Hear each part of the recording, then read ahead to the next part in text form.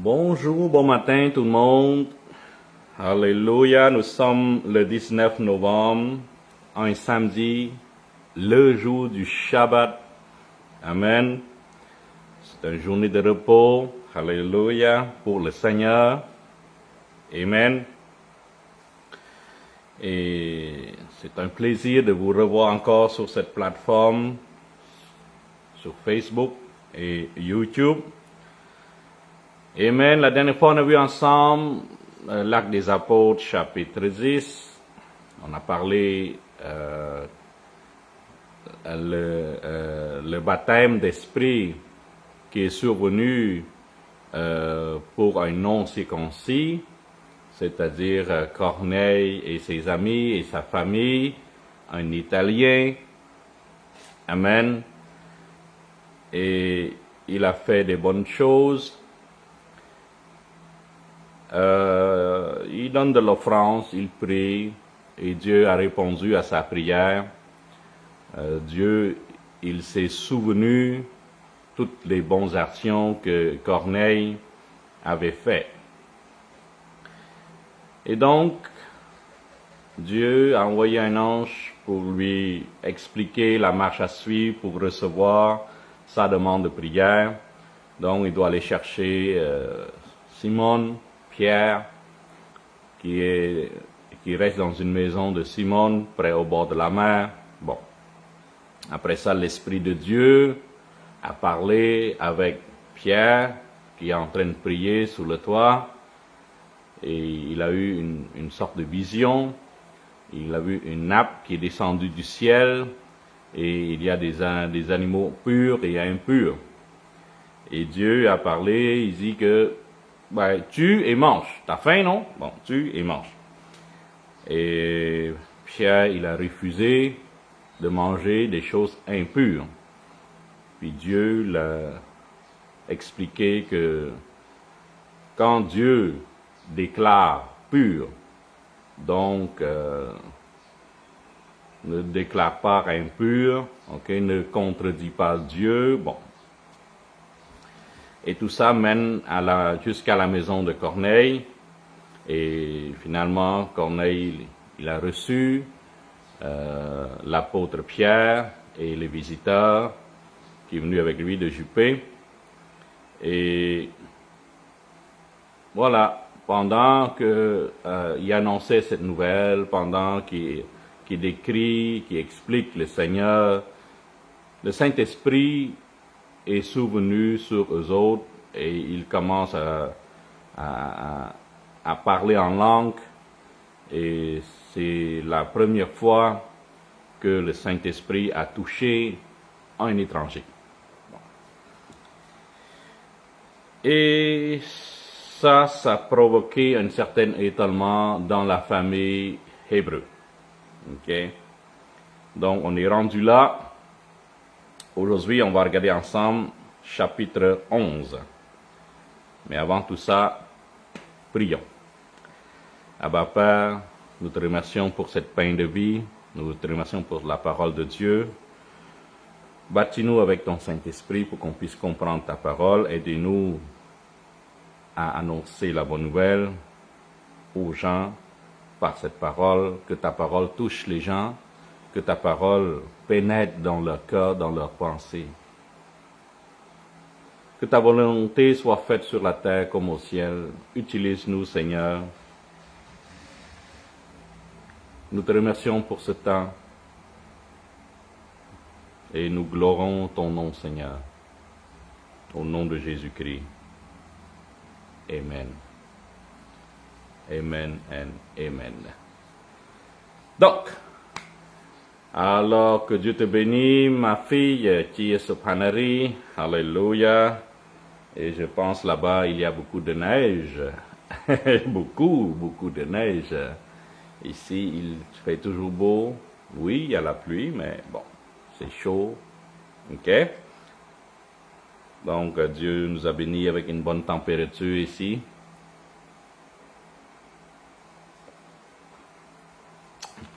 OK. Donc, dis bonjour à mes enfants spirituels au Canada. Donc, ouvrez votre Bible, ok? Actes des Apôtres, chapitre 11, ok? Actes des Apôtres, chapitre 11.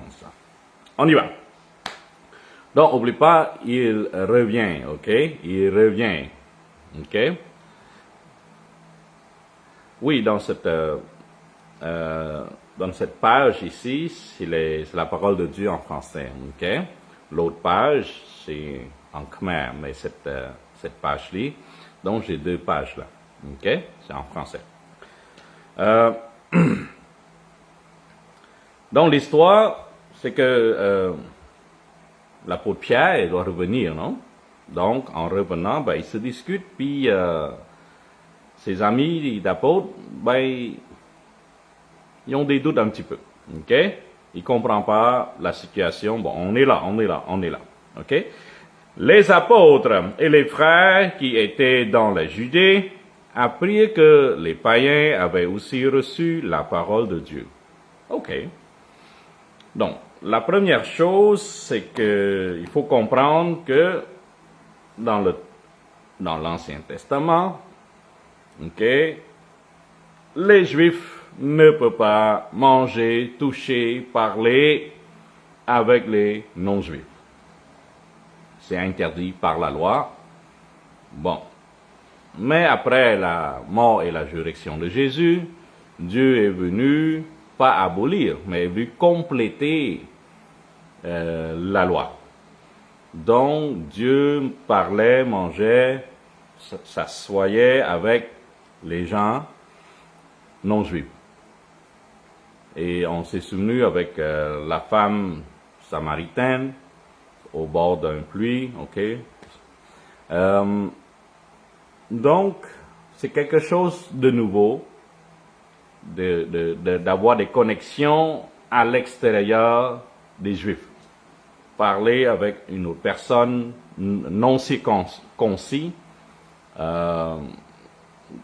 c'est quelque chose de nouveau.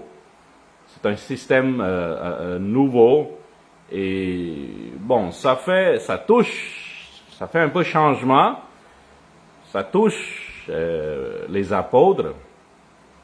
Bon, on va voir ces réactions par rapport à la réception de la parole de Dieu et en plus le baptême du Saint-Esprit. Ok? Que Dieu te bénisse, ma fille Savichoun de France. Amen. Donc, annoncer la nouvelle à un non-juif, c'est déjà bizarre. Parler à un non-juif, c'est déjà bizarre. Mais le baptême d'esprit, c'est quelque chose de vraiment nouveau pour un étranger. Et comment les apôtres vont réagir à cette situation. Ok? 2. On est dans l'Acte des Apôtres, chapitre 11, verset 2. Ok? Et lorsque Pierre fut monté à Jérusalem, les fidèles circoncis lui adressèrent des reproches. Le mot reproche, c'est pas très fort. Ok? Reproche, c'est comme, ok, bon, explique-moi là, pourquoi t'allais là-bas avec, pourquoi tu as annoncé la bonne nouvelle, annoncé concis, bon, les reproches, c'est un petit peu ça, ok? En disant, tu es entré chez des incirconcis et tu as mangé avec eux. Bon, ça sont des reproches. Pierre se mit à leur exposer d'une manière suivie de qui était passé. Donc Pierre se défend et il expliquait de façon vraiment détaillée et vraiment compréhensive. Amen. 5. Easy. J'étais dans la ville de Jopé et pendant que je priais, je tombais en extase et j'eus une vision. Ok? Donc ça c'est l'explication de Pierre. Ok? Dans cette vision, un objet semblable à un grand nappe attaché par les quatre coins descendait du ciel et vint jusqu'à moi. Ok? Jusqu'à là, c'est correct. Les regards fixés sur cette nappe s'examinaient et je vis les grandes rupettes, ok, de la terre, des bêtes sauvages, des reptiles, les oiseaux du ciel, dont les animaux purs et impurs ensemble, dans cette vision. Et j'entendis une voix qui me disait, « Lève-toi, Pierre, tue et mange. » Donc, c'est la voix de Dieu. Il a entendu, « Lève-toi, tue et mange. » Ok. Mais je dis non. Seigneur, car jamais rien de souillé ni d'impur m'est entré dans ma bouche. Donc Pierre, il a beaucoup respecté la loi de Moïse qui interdisait manger des choses impures, des animaux impurs. 9. Et pour la seconde fois, la voix se fit entendre du ciel. Ce que Dieu a déclaré pur, ne le regarde pas comme souillé. Donc, ça c'est la déclaration de la voix en haut, c'est la voix de Dieu qui lui demandait de respecter la décision du ciel, c'est-à-dire que ces animaux-là sont purs, donc ne le regarde pas comme souillé ou impur. Ok? 10. Cela arriva jusqu'à 3 fois, puis tout fut retiré dans le ciel. Bon, ça c'est la vision de Pierre qu'il a eue sur le toit, et il a expliqué cette vision à ses amis à Jérusalem. Et voici aussitôt 3 hommes envoyés de Césarée vers moi se présentent devant la porte de la maison où j'étais. L'Esprit me dit de partir avec eux sans hésiter. Donc, Pierre, il a seulement respecté le réma, la parole qui est venue sur lui, donc c'est le Saint-Esprit. Okay? Donc, c'est le Saint-Esprit qui lui guide. Donc, il n'a pas résisté parce que le Saint-Esprit me dit de partir avec eux sans hésiter. Donc, j'ai pas hésité, j'étais parti. Ok? Les 6 hommes que voici m'accompagnaient et nous entrâmes dans la maison de Corneille. Donc, il n'est pas parti seul. Il y a des témoins. Ce sont ces 6-là que vous voyez, ils sont témoins. Donc, c'est plus que 2. Donc, la loi de Moïse disait que si vous avez des témoins de 2 personnes et plus, ben c'est des témoins valables. Okay? Donc, mais dans ce cas-ci, c'est pas seulement 2 là. Il y en a 6, okay? Qui sont avec moi, qui sont témoins de cet événement extraordinaire. C'est du jamais vu, c'est du jamais vu. Écoutez encore. 13. Cet homme nous raconta comment il avait vu dans sa maison l'ange se présentant à lui et disant, « Envoie à Joppé et fais venir Simon, surnommé Pierre. » Donc, quand Dieu travaille, il travaille de côté. Il n'y a pas de doute. Il n'y a pas de doute. OK? Donc, quand Dieu travaille avec Corneille, il va travailler avec Pierre aussi. Amen? Donc, God bless you, Conwen, Amen. Donc, quand Dieu travaille, il travaille de 2 côtés. Il a parlé avec Corneille et il a parlé avec son apôtre Pierre. Donc, quand ces 2-là se rendent compte, il n'y a pas de doute. Donc, si vous rencontrez des phénomènes bizarres, des voix bizarres, si vous avez une seule doute dans cette vision, donc la vision ne vient pas de Dieu. Donc Dieu travaille parfaitement, sans doute, sans crainte. Donc Dieu travaille des 2 côtés. Comme l'histoire de Paul, on a lu ensemble que Dieu a parlé avec Ananias et Dieu il a parlé avec Saul. Donc quand ces 2-là se rendent compte, c'est une vraie communion, c'est une vraie rencontre sans doute, sans hésitation. Dans le cas de Corneille et Pierre, la même chose.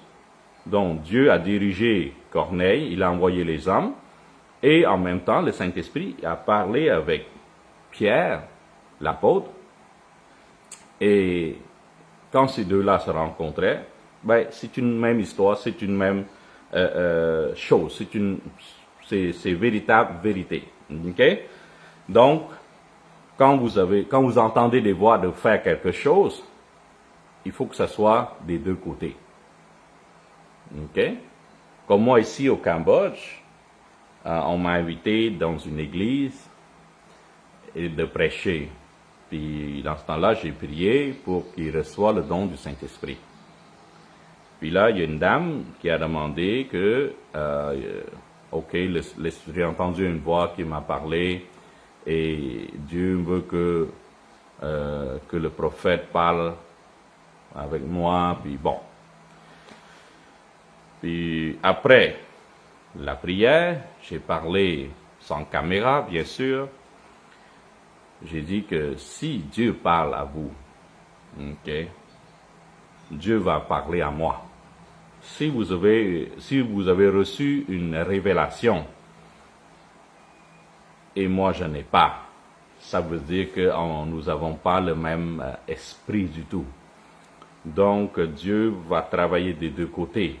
Si Dieu veut que je vous dise quelque chose, il va me parler. Mais si Dieu m'a pas révélé des choses, je ne peux pas vous mentir ou je ne peux pas vous dire que quelque chose. Non, c'est impossible, je ne peux pas faire ça. Donc l'esprit ou la voix qu'elle a entendue, ça ne vient pas de Dieu. Okay? Soit qu'elle ment, soit c'est une voix qui vient d'une autre personne, d'un esprit maléfique. Okay? Donc, c'est certain que Dieu travaille des deux côtés. Si moi je ne reçois pas, je ne peux pas l'annoncer, n'est-ce pas? Donc, si elle reçut quelque chose, elle dit que le prophète doit m'annoncer, mais moi j'ai rien reçu en tant que prophète, donc c'est sûr que ce n'est pas le même esprit. Soit qu'elle ment, et soit qu'elle a entendu quelque chose qui ne vient pas du Saint-Esprit. Ça, c'est mon témoignage. On revient à la parole de Dieu. Actes des Apôtres, chapitre 11, verset 13 encore. Okay, je relis. Okay? Cet homme nous racontera comment il avait vu dans sa maison l'ange se présentant à lui en disant « Envoie à Joppé et fais venir Simon nommé Pierre, qui te dira des choses par lesquelles tu seras sauvé, toi et toute ta maison. » Donc, on voit que Corneille, il a fait des dons, il a prié, et sa volonté, c'est que Pierre vienne dans sa maison pour prêcher, pour annoncer la bonne nouvelle, pour leur dire qu'est-ce qu'il faut faire pour être sauvé, finalement. OK? 15. Lorsque je me fus mis à parler, le Saint-Esprit descendit sur eux. Donc, quand Pierre parle, annonce la parole de Dieu, le Saint-Esprit descendit sur eux, comme sur nous au commencement. C'est-à-dire, c'est le même baptême. Donc, les apôtres ont reçu le baptême du Saint-Esprit.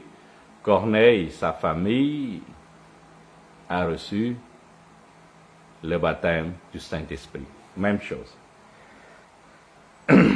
Et je me souviens de cette parole du Seigneur. Jean a baptisé d'eau, mais vous serez baptisés du Saint-Esprit. Amen. Donc cette parole-là est très forte. Puis avant ça, il n'y a pas eu de baptême du Saint-Esprit. Avant ça, non, il n'y en a pas eu. Donc, après le baptême du Saint-Esprit des apôtres, 50 jours après la résurrection, dans le jour de Pentecôte, ils ont reçu le baptême du Saint-Esprit. Donc, Corneille et sa famille, ils ont eu le baptême du Saint-Esprit. Ok? Ça a provoqué quelque chose. Quand vous avez le Saint-Esprit vous mène dans toute la vérité. Le Saint-Esprit vous montre la vérité. Amen. Donc, le Saint-Esprit va vous rappeler toutes les leçons que les apôtres ont reçues pendant que Jésus était avec eux en chair. Okay? Donc, ici, il s'est souvenu que la parole de Jean de Baptiste, Jean a baptisé d'eau, mais vous serez baptisés du Saint-Esprit. Okay? Donc, c'est pour ça maintenant, c'est pour ça nous appelons Holy Spirit Generation, la génération du Saint-Esprit. Amen. Donc, nous sommes la génération du Saint-Esprit. On continue. 17. Or, puisque Dieu leur a accordé le même don, ok? Donc, puisque Dieu a choisi, pas moi, pas Pierre, puisque Dieu leur a accordé le même don qu'à nous qui avons cru au Seigneur Jésus-Christ,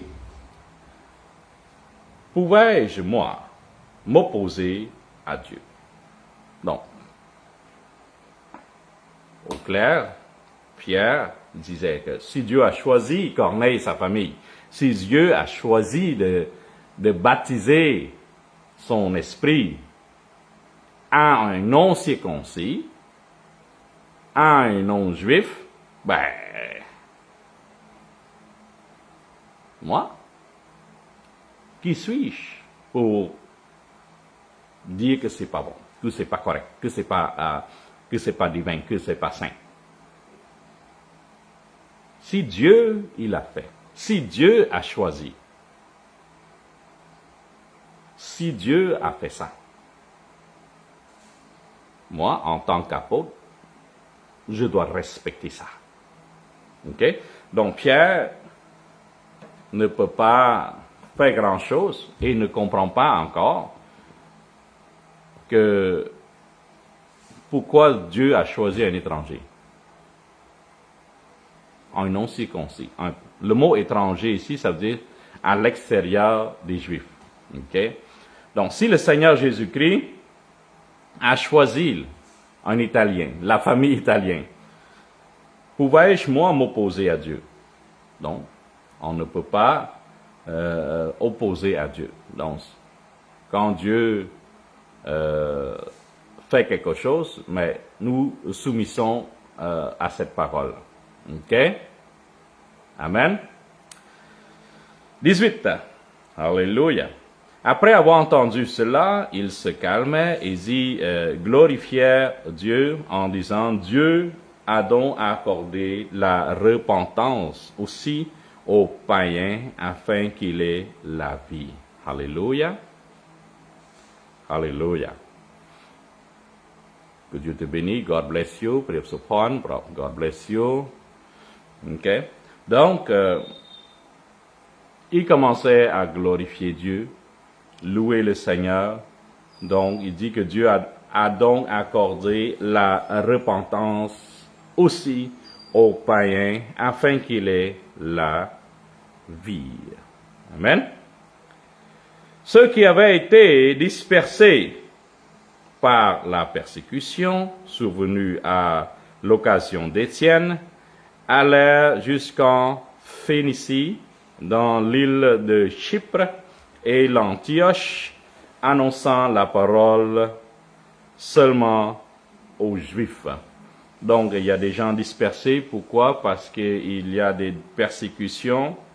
Vous vous souvenez, la vie d'Étienne, persécuté par ses frères, pas l'apôtre, mais ses frères juifs. Okay? On l'a lapidé et on s'est souvenu que Saul était là et il était en accord en plus. Donc, il y a beaucoup de gens qui sont dispersés. Ils ont eu peur que Saul et sa gang l'attrapaient. Bon. 20. Okay. Il y a eu cependant parmi eux quelques hommes de Chypre et de Cyrène qui, étant venus à l'Antioche, s'adressèrent aussi aux Grecs et leur annonçaient la bonne nouvelle du Seigneur de Jésus. Donc, les gens juifs annonçaient la parole aux Juifs. Et il y a seulement quelques-uns qui annonçaient la parole aux étrangers, c'est-à-dire aux Grecs. Okay? Donc, la nouvelle ici commence à partir, à se répandre aux non-juifs, aux non-circoncis. Okay? Donc, petit à petit, on va voir par la suite que la nouvelle va être très grandissante. Il va grandir très rapidement. Okay? La main du Seigneur était avec eux et un grand nombre de personnes curent et se convertirent au Seigneur. Le bruit en parvint aux oreilles des membres de l'église de Jérusalem et il envoyait Barnabas jusqu'à l'Antioche. Amen. Donc, Antioche, c'est une ville qui est une ville peuplée et beaucoup de nationalités, beaucoup de gens y restent, y travaillent. Donc, après que les apôtres ont parlé, ont entendu que, il y a des étrangers qui ont reçu du Saint-Esprit, la nouvelle, donc, on a envoyé Barnabas, l'apôtre, aller jusqu'à l'Antioche. Et on sait que cette ville-là, c'est la première fois que les autres personnes ont nommé chrétiens. Donc, quand ils voient des gens prient, chantent, louent le Seigneur, les gens alentour disent « Ah, c'est des chrétiens, ça, c'est des chrétiens. » Donc, le mot chrétien a connu la naissance de la ville Antioche. Okay? 23. Lorsqu'il fut arrivé et qu'il eut vu la grâce de Dieu, il a vu que beaucoup de gens sont convertis. Et pas seulement les Juifs, les non-Juifs aussi. Okay? Donc, lorsqu'il fut arrivé et qu'il a eu la grâce de Dieu, il a réjoui et il les exhorta tous à rester d'un cœur ferme attaché au Seigneur. Donc, il va annoncer la bonne nouvelle, la parole de Dieu, qu'il tient bien, accroche bien à la parole de Dieu. Car c'était un homme de bien, plein d'Esprit Saint et de foi. Et une foule assez nombreuse se joignit au Seigneur. Alléluia. Barnabas se rendit ensuite à Tarse pour chercher Saul. N'oublie pas, Saul et Barnabas, ils déjà travaillaient ensemble. Okay? Donc, Barnabas, c'est comme un guide pour Saul. N'oublie pas, Saul, c'est un gars nouveau là, dans le monde des apôtres. Donc, il a reçu le baptême d'eau et le baptême du Saint-Esprit dans la ville de Damas. Et c'est l'Ananias qui a mis la main, qui a prié pour lui pour qu'il puisse reçu le Saint-Esprit. Donc Saul, dans sa vie, il était, pas dans sa vie, mais dans le commencement, il était jeune dans ce ministère. Okay? Donc, tout ce qu'il fait, c'est d'annoncer son témoignage, de parler sa vision, qu'il a rencontré Jésus, qui est tombé. Bon, tout ce qu'il a fait, c'est qu'il annonce ce témoignage et les gens ont pu l'accepter comme un des apôtres maintenant. Okay? Avant ça, non. Mais grâce à Barnabas, qui a défendu Saul dans la place publique pour dire que maintenant il est avec nous, il a rencontré Jésus, bon, il s'est converti, etc. Ok? Donc, Barnabas se rendit ensuite à Tarse pour chercher Saul.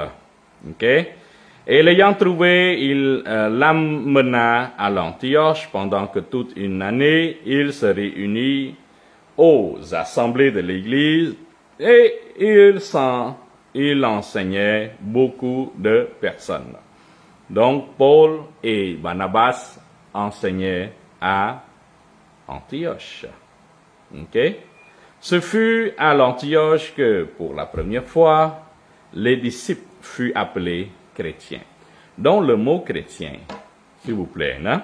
Le mot chrétien, ce n'est pas les chrétiens qui ont inventé ce mot-là. Donc, le mot chrétien, c'est les autres personnes qui ont vu que ces gens-là chantaient, louaient le Seigneur. Donc, les autres personnes à nommer, à pointer du doigt, à nommer, ah, ce sont des chrétiens. Donc, le mot chrétien a une essence à l'Antioche. Mais ça ne vient pas des apôtres, ce mot-là. Ça vient d'un étranger. Ça vient des autres personnes qui sont alentour, qui disent, ah, des chrétiens, des chrétiens, des chrétiens. Donc, ce mot-là est adapté maintenant dans la vie courante des chrétiens maintenant. OK? Donc, ce ne sont pas des chrétiens qui ont inventé ce mot. Ce sont des gens étrangers, non croyants, non pratiquants, qui a nommé les gens qui louent le Seigneur, les apôtres qui chantent, qui louent le Seigneur, qui fait la guérison, qui partagent la parole de Dieu. Bon, les étrangers, ils disent chrétiens. OK? Dans le mot chrétien, on voit qu'il y a le mot Christ. OK? Ça veut dire sauver ou sauveur. OK? Donc, c'est comme c'est comme la marque. C'est comme la marque sur les gens qui louent le Seigneur. C'est comme une plaque que les étrangers ont mis sur des personnes qui louent le Seigneur. Donc, à chaque fois, un jour de Shabbat, ils louent le Seigneur, ils chantent, ils frappent les mains. Bon, les étrangers disent chrétien. Ok? Donc, le mot chrétien vient de l'extérieur. C'est-à-dire que d'un étranger qui a nommé les gens qui louent le Seigneur. Ok? Donc, ce n'est pas un mot qui a été créé par un croyant. C'est un mot qui a été créé par un non-croyant. Ok? Un étranger. Ok. 27. En ce temps-là, des prophètes descendirent de Jérusalem à l'Antioche. Donc, il y a des prophètes là. OK? Il y a des gens qui disent, de nos jours, il n'y avait pas de prophète. C'était Jean-Baptiste, qui est le dernier prophète. Oh, c'est le Seigneur Jésus-Christ, le dernier prophète. Non. Dans ce cas-ci, on voit qu'il y a encore des prophètes.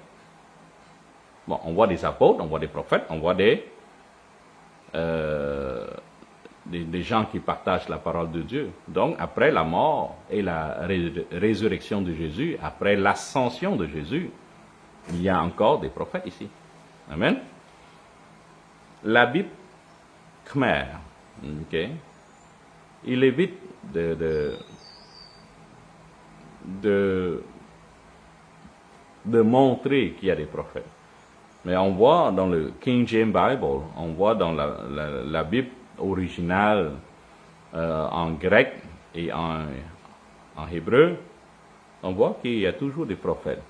Donc, faites attention quand vous lisez, choisissez la bonne Bible, la bonne parole de Dieu. OK? En ce temps-là, des prophètes descendirent de Jérusalem à l'Antioche. Donc, il y a toujours des prophètes. Okay. L'un d'eux, nommé Agabus, se leva et annonça par l'Esprit qu'il aurait une grande famine sur toute la terre. Donc, un prophète nommé Agabus, ok? Donc, guidé, c'est le Saint-Esprit. On voit ici que Agabus se leva et annonça par l'Esprit. Ok? Par l'Esprit. Donc, le Saint-Esprit, c'est lui qui prophétise. Donc, avoir le don pour prophétiser, ben, il faut avoir le Saint-Esprit. Avant, dans ma vie au Canada, je cherchais une certaine puissance. J'ai suivi beaucoup de pères spirituels qui vraiment marchaient dans le monde spirituel. Et moi, je voulais cette connaissance, ce don aussi de prophétiser tout ça. Donc, je fais ma démarche pour comprendre, pour avoir ce don qui est de prophétiser. Puis, un jour, le Saint-Esprit m'a parlé et il m'a dit que, fils, regarde ces prophètes. Pourquoi ils sont capables de prophétiser? Et moi, je dis à cause du Saint-Esprit. Pourquoi ils sont capables de faire des guérisons? Et moi, je disais que oui, c'est le Saint-Esprit qui guérit. Pourquoi ils sont capables de délivrer des gens? Ben, je dis à cause du Saint-Esprit. Donc, le Saint-Esprit m'a parlé. Mais pourquoi tu cours après des prophètes? Pourquoi tu ne cours pas après moi, après le Saint-Esprit? Dans le Saint-Esprit, il y a tout. Il y a le don de prophétie, il y a le don de guérison, il y a le don de délivrance, il y a des dons de parole de Dieu. Mais pourquoi tu reçois pas pourquoi tu cours pas après le Saint-Esprit? Pourquoi tu cours après les hommes? Pourquoi tu cours après les prophètes? Cette révélation m'a ouvert les yeux et m'a changé de bord. Depuis ce temps-là, j'ai mis beaucoup de temps avec le Saint-Esprit. Le Saint-Esprit m'a beaucoup appris, m'a beaucoup enseigné et j'ai beaucoup grandi avec le Saint-Esprit, avec la parole de Dieu. J'ai pas suivi un cours biblique ou dans un collège biblique. Non. Mon seul professeur, c'est le Saint-Esprit.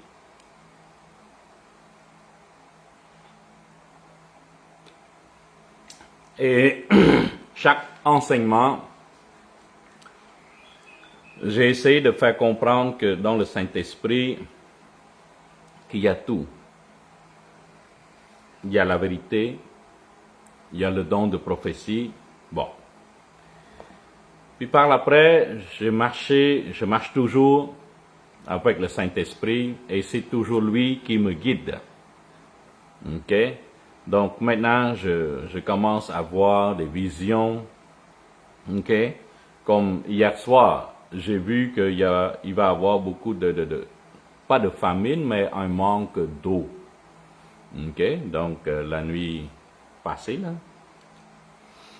j'ai vu que mon esprit cherchait de l'eau. Donc, j'ai tout de suite compris à mon réveil que il va y avoir un problème d'eau. Maintenant, oui, il y a des pays qui sont déjà en manque, mais par après, il va y avoir beaucoup de... Donc, le Saint-Esprit nous guide, nous parle, nous aide à surmonter nos problèmes. On est vraiment dans la génération du Saint-Esprit. Donc, s'il vous plaît, soyez baptisés dans le Saint-Esprit. Amen. Donc ici, un des prophètes, ok? Donc, un des prophètes nommé Agabus se leva et annonça par l'Esprit. qu'il y aura une famine sur toute la terre. Amen.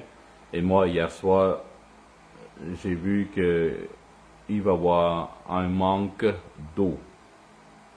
Okay? Je pense que les Européens vont peut-être commencer bientôt.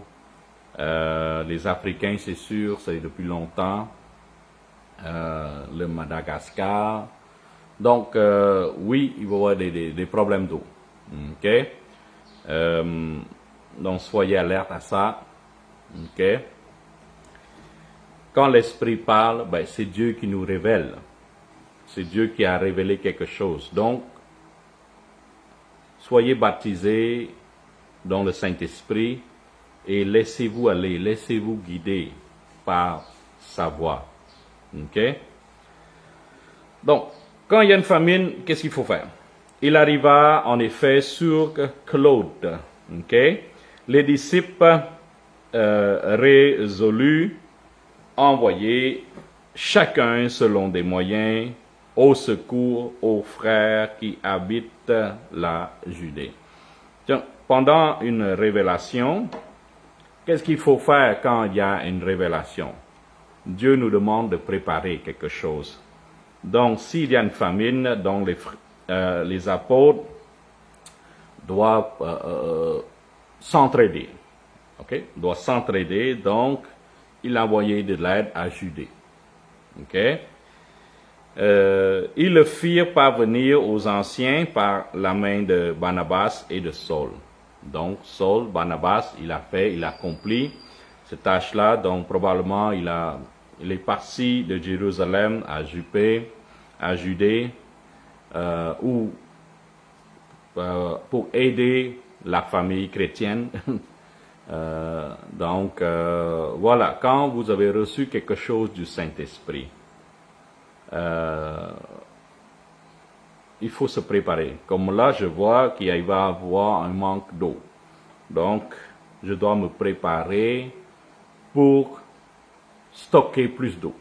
Donc, probablement, je vais acheter un nouveau citerne, ok, ou quelque chose pour stocker de l'eau.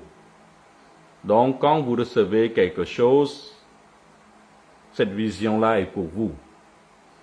Et peut-être les autres voient la même chose, mais il va signifier quelque chose différemment. Okay?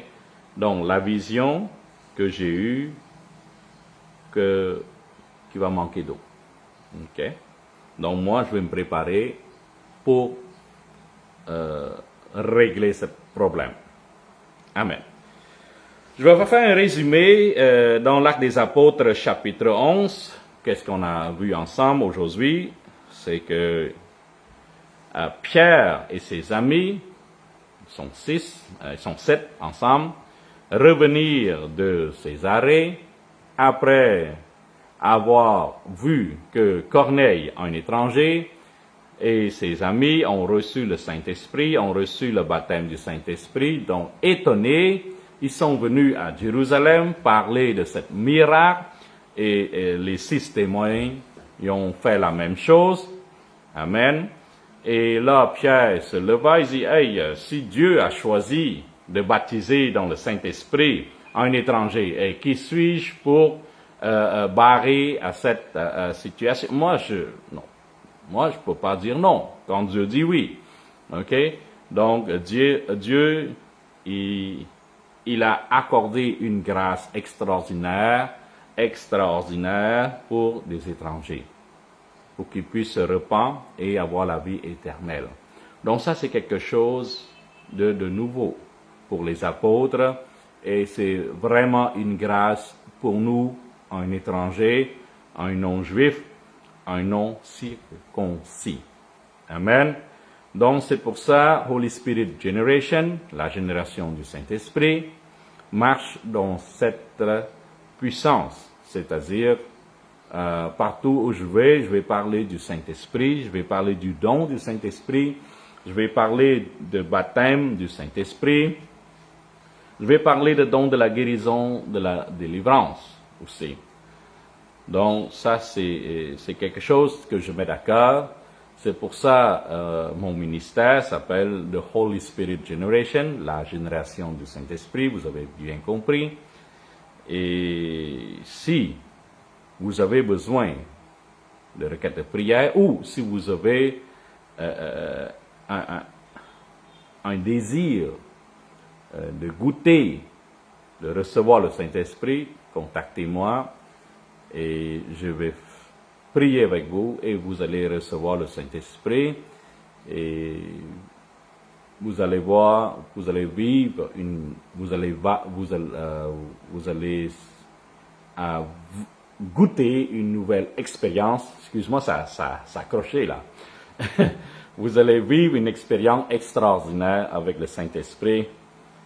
Moi, j'ai écouté et j'ai resté accroché au Saint-Esprit et j'aimerais partager cette goût, cette expérience avec vous. Donc, n'hésitez pas. Vous pouvez prier vous-même. Demandez au Saint-Esprit de venir habiter en vous. Bon, c'est pas quelque chose de compliqué là. OK? Mais il faut prier pour recevoir le don du Saint-Esprit.